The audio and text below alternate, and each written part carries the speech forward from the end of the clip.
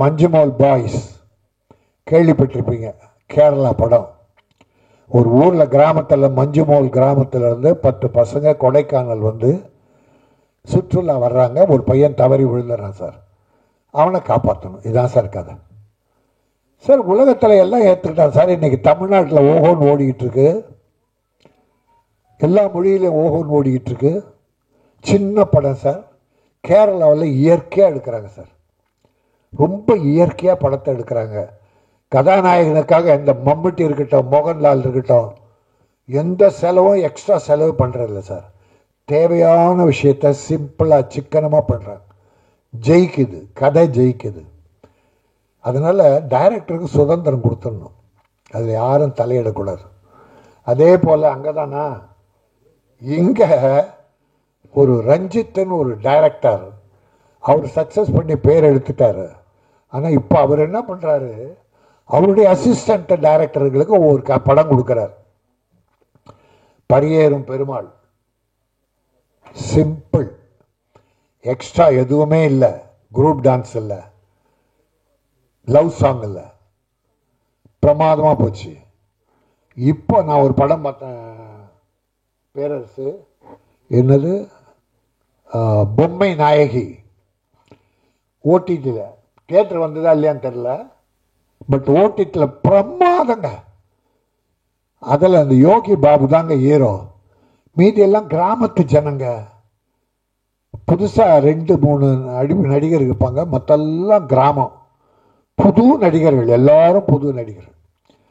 சக்ஸஸ்ஃபுல்லாக பார்க்க அப்படி இருக்கு. ஒரு ஏழை விட்டு பொண்ணை ஒருத்தன் பலாத்காரம் பண்ணிடுறான். அதை கோர்ட்டில் எப்படி அது ஏழைக்கு நியாயம் கிடைக்கல, பிறகு ஒரு வக்கீல் வாதாடி எப்படி நியாயம் பெறார். பிரமாதமாக பண்ணியிருக்கு சார். இன்னொன்று ரஞ்சித்து ப்ளூ ஸ்டார்னு ஒரு படம் பார்த்தேன். கிரிக்கெட். ரஞ்சித், நீ வாழ்க, தமிழின் பெருமையை உலகம் கொண்டு போகிறாய். அவர் தான் சார்பட்டான் ஒரு இயற்கையாக பாக்ஸிங் எடுத்தார். பிரமாதம். அவர் பண்ணல, அதெல்லாம் கதையை செலக்ட் பண்ணி அசிஸ்டண்ட்டை விட்டு டைரக்ட் பண்ண வச்சு சக்ஸஸ் பண்ணி கொடுக்குறார். அப்படிப்பட்ட பெரிய வளர்ந்துட்ட டைரக்டருங்க அப்படி பண்ணணும். இளைஞர்களை ஊக்குவித்து வளர வைக்கணும், நல்ல படங்கள் பண்ணணும். போல் நான் நியாயங்கள் எதுவும் எனக்கு தெரியாதுன்றதுக்கு நான் ஒரு 5 நாள் ஜெயிலில் இருந்தேன். இந்த திருட்டு விசிடி எடுத்து போராடி ஹேராம் வச்சிங்களேன், அதில் தான் பர்மா பசார். ஜெயிலில் இருந்தப்போ ஒவ்வொரு குற்றவாளிகளை விசாரித்தேன் சார். தவறே பண்ணாத பல பேர் ஜெயிலில் இருக்காங்க. அவங்க ஜாமீன் எடுத்து வெளியே வர காசு இல்லாத ஏழைகள். ஆனால் அந்த தவறை பண்ணவன் பணக்காரன். போலீஸே செட் பண்ணி பணக்காரனை தப்பிக்க விட்டு அந்த ஏழை ஜெயிலில் போட்டாங்க. அவனால் ஜாமீன் கூட எடுக்க முடியவில்லை. பல வருஷம் உள்ள இருந்தாங்க. அப்படி பலரை சந்தித்தேன். குற்றம் செய்யாதவர்களெல்லாம், நியாயவான்களெல்லாம் அநியாயவான்களாக உள்ள போட்ட உண்டு. கற்பழிப்புக்கு என் அருமை சகோதரர் பேரரசு சுட்டு தள்ளணுன்னாரு. சட்டம் என்ன சட்டம்? அங்கே ஒரு மல்யுத்த வீரர் கூட ஒரு மல்யுத்த வீராங்கனை எதுவும் தொட்டு தப்பு பண்ணிட்டாருன்னு இன்ன வரைக்கும் அது ஒன்றும் சக்ஸஸ் ஆகலை. அந்த பொண்ணும் பதக்கத்தெல்லாம் தூக்கி போட்டுருச்சு. எல்லா இடத்துலையும் இருக்குது. இங்கே இல்லை, எல்லா நாடு பூரா எழுதுனா அந்த அக்கிரமங்கள் பெருகி போயிட்டு அதை எடுத்து சொல்லுகிற நியாயம் எதுவும் எங்களுக்கு தெரியாது. தெரிஞ்சுக்கணும். நியாயமானவர்கள் அதை தெரிஞ்சுக்கணும். நியாயத்துக்காக போராடணும். அநியாயக்காரனை எதிர்க்கணும். சட்டம் ஒழுங்கை எதிர்த்து போராடணும் தப்பு பண்ணா.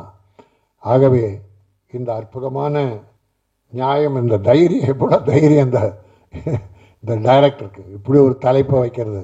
இதனால் கதையிலும் ஏதோ புதுமைகள், புரட்சிகள் இருக்கும் என்பதிலே நான் மகிழ்ச்சியோடு வரவேற்கிறேன். ஒரு தமிழ் பெண்ணை கதாநாயக போட்டிருக்கிறார். என்ன கிருஷ்ணமா? திவ்யா கிருஷ்ணன். தமிழ் மகள், அழகிய தமிழ் மகள். அப்படி தமிழில் இருக்கவங்கள போடுங்க, இல்லைன்னா வேற பார்க்கலாம்.